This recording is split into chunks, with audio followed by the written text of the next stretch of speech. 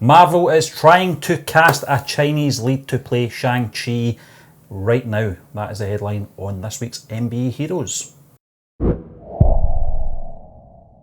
And we'll kick off the show, John. This news has just come in over the last couple of days in regards to Phase 4 of the MCU, John. We're very excited. We've heard very little about this character so far, but it seems to be moving along now that they are going to be casting a Chinese lead in the lead role. Yes, Stephen, obviously learnt from the mistakes from Iron Man 3, where they of course cast Ben Kingsley, I think, as Mandarin, who has connections, I believe, to Shang-Chi in some way. I'm not a big comic book guy, as you do know. I need to learn my lessons from my past mistakes in my young life and go and read comics more. I've read a lot of Star Wars comics, but it would arm me with so much more knowledge, Stephen, about the various different characters, potential antagonists and what role they could play. But obviously, as I did say, without going off on a tangent, they've made a massive mistake casting Ben Kingsley in a traditionally sort of a Asian role. There was a massive backlash. They, I think, subsequently had to put videos up on YouTube, free videos, additional content connected to Iron Man 3. Apologised as well. They've learnt the mistakes. They learnt from the mistakes here, and they are now reportedly casting for a Chinese-led actor. What I enjoyed mostly, Stephen, from this article, not just the fact that they obviously are casting an Asian actor, a Chinese actor, it's the fact that they are specifically going for Chinese, because the character in the comics is Chinese, and they're not going to try and utilise perhaps a Japanese or a Korean actor and try and pass him off as something he's not. So that's great. They're going for authenticity. They've learnt from their mistakes. There is a sort of a short list of potential people they're looking at, but I'm just glad to see we're getting more and more information about Phase 4 of the MCU, Stephen. It's obviously, we're very close to Comic-Con. It's just coming at the weekend. Can't wait. And we will get a reveal of the whole slate for Phase 4. I'm absolutely confident about it. Kevin Feige and the whole host of other famous names, the who's who of the Marvel Cinematic Universe, doing, I think, an hour and a half long sort of a panel in Hall H. So I can't wait to see more information, get this confirmed. Perhaps, they do say in the article, we may even have a deal done within this week for a lead actor, and they may get him on the stage and reveal it there and then. But Stephen, I'll let you back in before I get into the short list of potential names that they may be looking at. These slates, John, they only come around every now and again, as you know, because they are set up for maybe about 3 or 4 years' work. So it's a big thing. It's basically like the World Cup, you know, it comes along every 4 years. From this article, what I get from it, John, is of course that it shows again Marvel and Disney to an extent that they do listen to their fan base. You know, and I don't think it was a major thing with the Ben Kingsley thing. I think the best intentions were there to get what they felt was one of the best actors in the world to portray that character in that movie. But again, you know, we're living in a society where people do have the platform to voice their concerns, their opinions, and that kind of thing. And obviously Marvel and Disney have listened to these concerns and rectified it in this you know, latest phase. I'm looking forward to it. This is another thing that I do enjoy.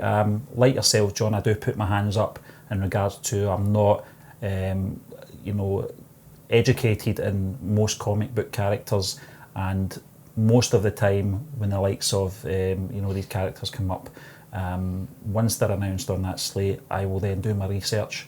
I'm certainly looking forward to this one, because we have spoken you know, our audio shows as well over the past year or so in regards to this character Shang-Chi as well. I can't wait to see what this character brings to the table, what their you know, their position in this whole universe is going to be, how powerful they're going to be as well. It's got another thing, and how they're going to fit into this Phase 4, because what we've been hearing up to now, it's going to be a very cosmic based phase. So will this character fit into that or not? Who knows? Well, Stephen, as you did say, once they sort of announced the characters in the various different standalone movies we are getting in advance, or give us an indication of where they are going, I do tend to have a read about the character and what their powers are, what obviously their story's been throughout the comic runs. Doesn't strike me as a particularly cosmic scale character, Shang-Chi. I think he, if anything, could be a sort of a male equivalent to a Natasha. Obviously, Romanoff, Black Widow figure. He's a skilled martial artist. He's got a similar assassin upbringing. He also turns good. He has no special powers then, John? No special powers from what I can see. Iron Fist or anything like that? No, not from what I can see, Stephen. Skilled marksman. He's proficient with weapons. He dabbles in espionage. He's a really talented sort of a martial artist. So it seems, if anything, he's going to be a like-for-like replacement for Natasha Romanoff. Okay. How that's going to fit in to the subsequent sort of a more cosmic scale proceedings we may be getting in the Phase 4 of the MCU, I don't actually know. But as you do know, we're getting the Eternals, we're potentially getting an Adam Warlock. So they perhaps could be off doing different things. And then, as you did see, despite the cosmic scale of Infinity War and the Infinity Saga as it progressed, there was still room for a Black Widow and there was still room for a Hawkeye and whatnot. So maybe that he'll pop up and have a role as a sort of a greater than the sum of his parts character. He'll come in and perhaps just, I don't know, complement the various different other new Avengers we're perhaps going to see in the future if we do see an Avenger. But Stephen, moving on briefly, we're getting a strange noise from the door there. Sounds like a dog breathing at the door. I hope it's not. But look, Stephen, in terms of the shortlist of reported actors they may be looking at, apparently Ludi Lin is one of the main names reportedly in consideration. He, of course, played one of the Power Rangers in the previous Power Rangers release a couple of years ago. I actually really enjoyed that movie. Didn't think it was as cheesy as it was. I was anticipating it being a fan of the TV show growing up. Thought he done very well. He's about 5'10". He's got the right build. Could work. The other names are saying, I actually can't get the list just now, it's concerning me.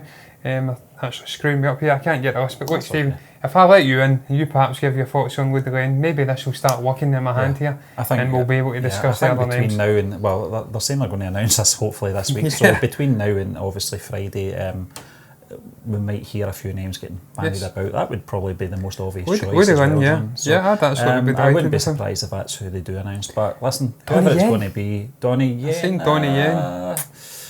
I don't know. I don't know if Donnie Yen's perhaps maybe too old. Maybe he's quite a well-known name as well. But then again, so is Samuel Jackson. So is Robert Downey Jr. Yeah, exactly. You know, so who knows? Whoever it is, you know, I've got full faith in who they choose anyway, John. I'm looking forward to see if they do get this sorted out for Friday. You know, for the weekend's reveal, then that would be great. You know, it'd be a great reveal as well because I'm looking forward to this character. But listen, we will move on, John, to our next article. That's coming in from Screen Rant. It's Shazam and Black Adam won't meet until Shazam 3, says Zachary Levi. Now, we know the reason for this is because obviously there is going to be a Black Adam standalone film prior to Shazam 3, so it kind of begs the question what Shazam 2 is going to be all about as well. Yes, Stephen, I think Shazam 2 will just be a sort of a continuation of the growth of the character, and just continuing his obviously journey on to being a fully fledged superhero. He perhaps meshing, I actually have not read about the character, but him meshing perhaps with Shazam itself.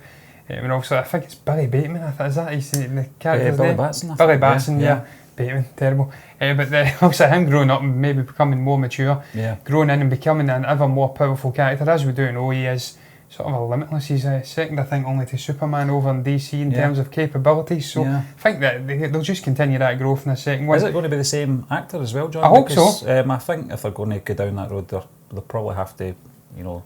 Yeah, it depends on the time jump. With us, Because I do recall I think it was the actress that played his mother, commenting on how they'd grown so quick. Yeah. She had a sort of a break and they'd been so closely knit on the set that when she next seen him, she couldn't believe how much of a growth spurt they'd had. So certainly it depends on the time jump, Stephen, but I'd be for perhaps keeping the same cast together because those young children or younger actors were very, very good. Chemistry was great. They held the movie together beautifully. Yeah. But in terms of this, I think this is a correct decision for DC Warner Brothers, Stephen. Obviously, putting off Black Adam's potential Titanic collision with Shazam until a later date. Let it breathe, let the two characters marinate for a few years. Well, there was talk about, John, that they were going to actually introduce the character into the first movie. Yeah, no, it's terrible. That'd have been a good movie, you know. I think they realised, Stephen, after the flop of Justice League and also the dawn of Justice, bringing these characters together who perhaps can have time to breathe, have their own stories, it's not the way to work. Follow more of a sort of a Marvel sort of a template if you want to go down the cinematic universe route. We don't know if they are at this moment. Certainly if they're talking about bringing together Black Adam and also Shazam, then perhaps they do still have very faint hopes of a cinematic universe being brought together. But just follow their template would be the way I would be telling Warner Bros. And DC. Not that they're listening to me, they don't care about me, I'm just some pleb in Glasgow. But give them their own unique standalone movies, flesh them out, and let them marinate, then bring them together when the time is ripe. Dwayne Johnson, John. And he's still in supreme shape. He was announced back in 2014. We're talking 5 years ago. He was. It is a long time. announced to be cast as Black Adam.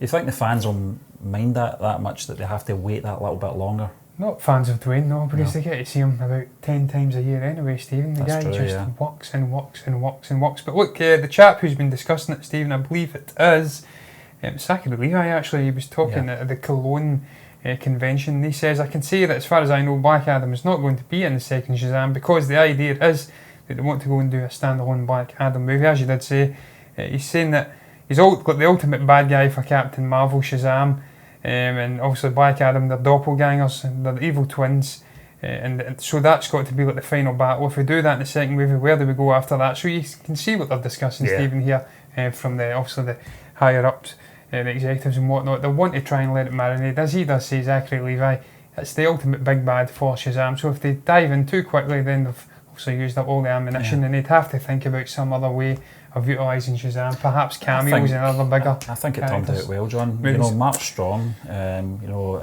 he was very good. He was very good, in that first film. So, someone that's coming in. Dr. Savannah. Yeah, that's right. Cool. I think I don't mind waiting that few more years. I think maybe 2-3 years before we get to see this collision between these two characters. But listen, I'm on board for it. Yeah, we'll move on, John. I'm certainly on board for it. I'm looking forward to Shazam 2, so I can wait for Shazam 3.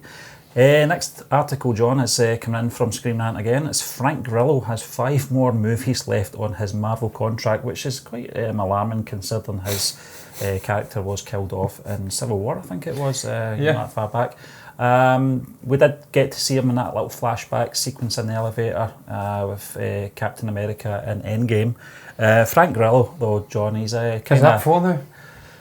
It could be. Is that one of his 5 movies that were left? It might be, but what they're saying in the article is obviously potential flashbacks or maybe time travel going forward, or perhaps we might see him in the upcoming Black Widow film as well. So what's your thoughts on this, John? And what's your thoughts on Frank Grillo as well, and his sort of part in the MCU so far? Yeah, I enjoy Frank Grillo. Stephen is what he is. He's a sort of a more accomplished, or some would say less accomplished. I don't want to do down Jason Statham. That guy's a fantastic action hero. Yeah, he's got charisma as well. He's one of the absolute pinnacle of the action heroes today. He's like the sort of a Sly of this generation. Dwayne's obviously the Arnie of his generation. And Frank Grillo's he's not quite as good as that. I'm going to retract my words right away. He's a slightly less He's the Van Damme, Yeah, he's a Van Damme. Yeah, he's a very good actor, Stephen. He's a great like action actor.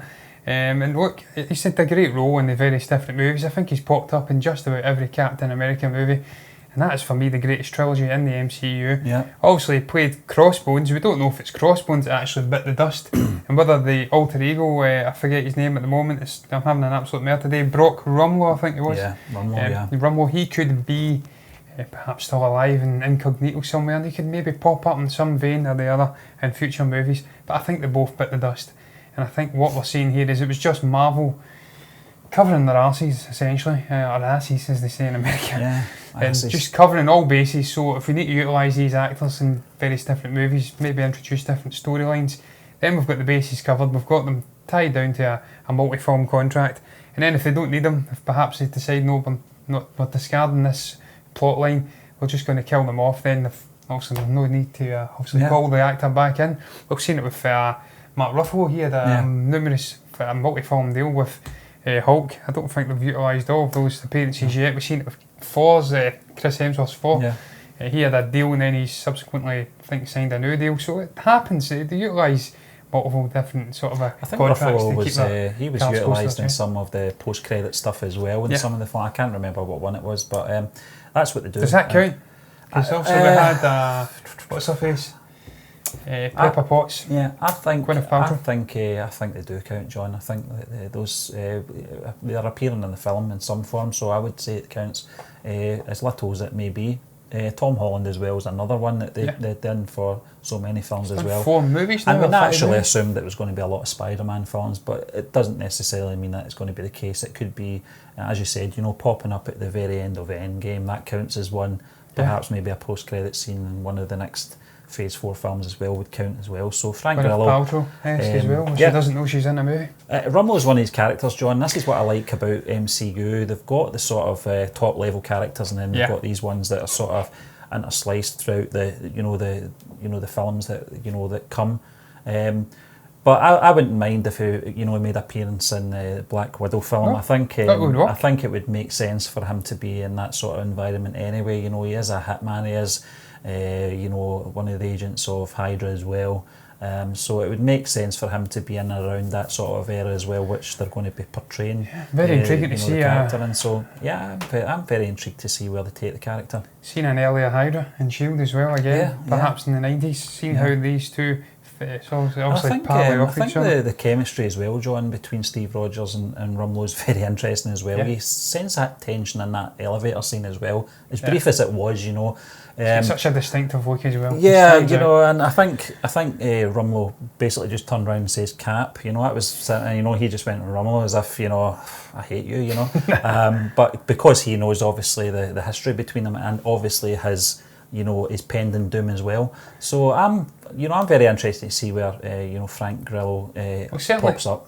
Certainly, he doesn't think he's coming back, Stephen. Based on the Instagram, this guy is dead. Trust me, he or I, or at least I, as he, won't be back. Anything written or read is taken way out of context. Thanks for all you out there who dug his ever so brief existence. So he doesn't think he's coming back. Hopefully, this is him perhaps bluffing, and we do get to see him one last time in the Black Widow movie, because that would actually be cool, Stephen. So, but listen, we'll move on. We've got a couple of little articles before we go into our final one, John. Yes. First and foremost, they are related because they are part of Spider-Man Far From Home. Obviously, spoiler alert coming up. This is for people who haven't seen the film yet. It's obviously the zombie version of Iron Man has been officially revealed, John. Yes. And also just a little bit about Donald Glover's character as well. Could have made an appearance in Spider-Man Far From Home as well. First, we'll talk about the zombie reveal that was part of the sequence from Mysterio as well, John. This was one of the sort of highlight moments of the film. The whole sequence of the illusions, and the trickery of this man as well. One of the most shocking sort of sequences and visuals was obviously the zombie Iron Man. It was a bit disturbing if you weren't ready for it. But this is actually paying homage to a 2006 comic strip, John. So what do you think of this? Very, very cool, Stephen. Again, utilising various different little Easter eggs to obviously prey or what would the word be? My mind's went completely blank. Obviously, I would say they're rewarding the sort of rewarding. That's the word, Stephen. Rewarding fans of the comics, so they homage. They utilise these little Easter eggs all the time, and it's a very cool little trick for the people who have been here for 50, 60, 70, 80 years, and some, probably not 70, 80 years, but they've read 70, 80 years worth of comics, and there's people out there who have done it. Sadly, I'm not one of them. I wish I was, but just the way it blended in with the scene as a whole, Stephen, I thought that scene was absolutely stunning. I thought the movie was fantastic in general. I thought Mysterio was a great villain, a very fitting villain, and just that way that he utilised the various different hallucinogenic sort of illusions in that sequence, and the way it really threw Peter Parker for a bit of a loop. It was fantastically shot. It was a beautiful sort of a CG, sort of a extravaganza, I want to say. Yeah, it was. And Iron Man, obviously zombified Iron Man was disturbing, but it was beautiful. Yeah, Tombstone as well was quite alarming as well. I felt desecrating his grave. Yeah, I mean, I can see where Mysterio was going. He was try to rack Peter Parker with as much guilt as possible. Just I think he said to him, didn't he, Stephen? He was obviously using a psychological sort of punch, if you like, just for the knockout. Peter Parker at this stage in his life is still naive there. I think he's grown up a little bit since obviously Homecoming. I think he's had to, obviously, with what's happened with Tony Stark. You get to see that throughout this movie anyway, the sort of development where he is and where his place is in the whole the whole universe and what his purpose is now. So I felt that these scenes were very key for Peter's development and his maturity as well, to realise that although it's fairly obvious that it wasn't his his fault, what happened. Tony Stark was very much responsible for his own end, and sacrifice, and you can't take that away from that character. No. Mysterio plays on that. He tries to get into the head of Peter Parker, for all the visuals as well, that surrounds Peter Parker more importantly for Mysterio as a character, it's trying to get inside the head of this young guy. This young guy and manipulate him. And he did try it, and it did, succeed to an extent, Yeah, it was a broken figure. Yeah, and also that moment after he is hit with the train and he's perched on the side of the train, he's in absolute physical and mental turmoil. It was a beautiful scene, as I did say, Stephen, and you're absolutely right. This Mysterio, Quentin Beck character, really did try to get into the mindset of Peter Parker, try to manipulate him and utilise that naivety and perhaps send him away running with his tail between his legs. It didn't work in the end, obviously, spoiler alert, but if you didn't realise that was going to happen, then you're a bit of a fool. But yeah, Stephen, I just did like, again, just the continual growth of the character of Peter Parker in this movie. He's growing ever further as he goes on in his journey, and we can see now, I think he's ready to step into the role as the Tony Stark sort of a heir apparent. Yeah. But that sequence in itself, Stephen, without going off on a tangent, I really did enjoy it. It was one of my favourite in the movie, and a really visually spectacular movie. That was an outstanding sequence. I says to you, it was almost reminiscent of Doctor Strange, the way he was walking things around, and as they did say, sending him for a look, Peter Parker, and just utilising again Iron Man. It was a great little nod for fans of the comics, and just a great nod for fans in general of Tony Stark, who thought we'd get him back so soon. Yeah, but not the way we wanted. Not in that form anyway. Terrifying. But Donald Glover, John, great actor. Yes. There was talk about him possibly making a cameo in Far From Home. The director does explain it in good, detail. The reason for, that was probably considered maybe for a few minutes before they decided that wouldn't really fit, based on obviously the pacing of the film. Really, we want to take those characters very quickly away from Queens. It makes sense. I think maybe perhaps shoehorning Donald Glover, as much as I like the actor, and the character was great as well in Homecoming. I thought he added that kind of comedic relief as well to the story. I don't think it would have fit, to be honest with you. I think it would have looked a little bit forced. New York's a big place. Why would we want to see this character? Well, not why would we want to. We'd love to see this character again, but it'd have to be for the right reasons. I don't think it would have fit in this film at all, because, as we know, the film doesn't really stay in New York too long. It moves very swiftly on to Europe, as it should, because the film is called Far From Home. Yes, Stephen, you're absolutely right. You've nailed it for me in the main, and just your thoughts on why this wouldn't have worked. Personally, I would have loved to have seen more Donald Glover. I think he's a fantastic actor, very versatile, and just talented chap in general, but it wouldn't have worked as the story. It wouldn't have worked in a sort of a organic manner. We couldn't have had this character coming in just for a 2-minute cameo at the beginning of the movie, and then they have to move off and send Tony Stark, Peter Parker and his obviously school colleagues and friends off to Europe, and then eventually have this clash with Quentin Beck and whatnot.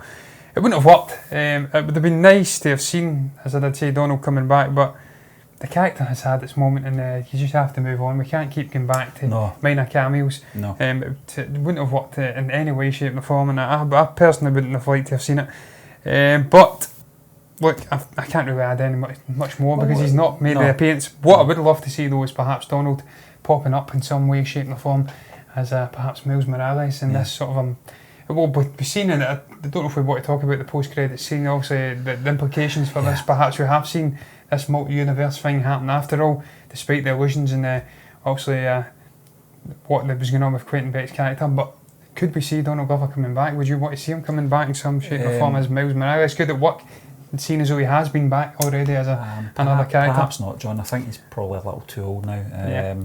As much as I would like to have seen him do it maybe in his early career. I mean, it depends really where they want to take the multiverse as well, where they want to sort of put, if they go down that road with Miles Morales, if they're going to have some kind of origins, maybe they could use Donald Glover for the current version of him, and they could have flashbacks with a younger actor. I don't know.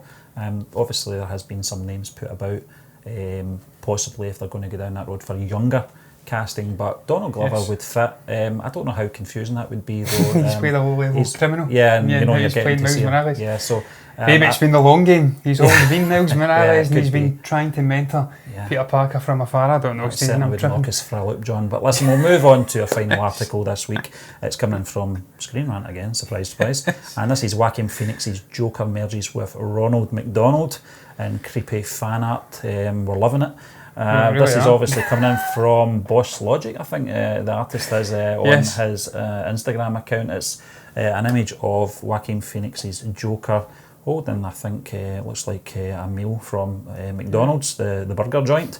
He's sporting the red hair here, looks very strange indeed. I don't know if I would like to accept any food from this character at all. He looks very creepy indeed.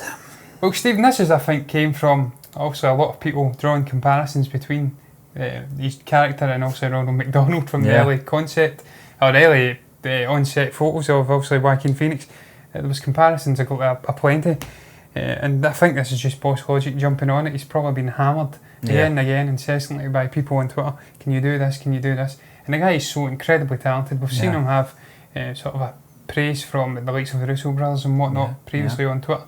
And he's done it again, Stephen. It's a fantastic sort of a collage between Ronald McDonald, as you did say, and also the Joker. What is this guy's name? I forget the actual Joker's name before he morphs into the Joker in this movie. I can't remember. It's a strange one. But yeah, it's a very cool image. I just want to know what's in the bag though. Is it a Big Mac? Is it a Big Tasty? Do they have them over in the States? Okay, gets this would also have to be in the 80s as well. Is this actually, Stephen, going off in a slightly black hole tangent? Yeah. Does that logo marry in with the 1980s McDonald's? We're having a dog barking here.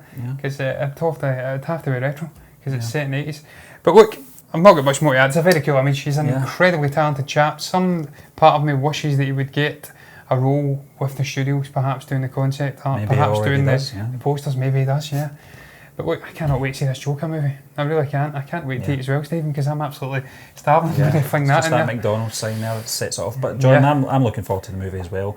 I'm actually looking forward to the next trailer that comes out as well. Yeah, because obviously they're not having anything, in this week's Comic-Con. It's going to be very interesting to see where they're going to drop this. That's intriguing, actually. You've just reminded me of that, Stephen. Why are they not doing that for the Joker? Because this is coming out this year. It is coming out this year, isn't it? I'm not talking crap. Late this year, I want to say. Check. I can't remember, John, but I think it is. A lot of people were saying perhaps they're not coming to Comic-Con because they have nothing to show, but they have the Joker movie. So that is a little strange. That's just brought that little thing up in my mind. We'll just have to keep our eyes peeled, John. But listen, that brings us to the end of this week's MBE Heroes. We'd just like to thank you once again for joining us, and we will be back again tomorrow with MBE Movie News.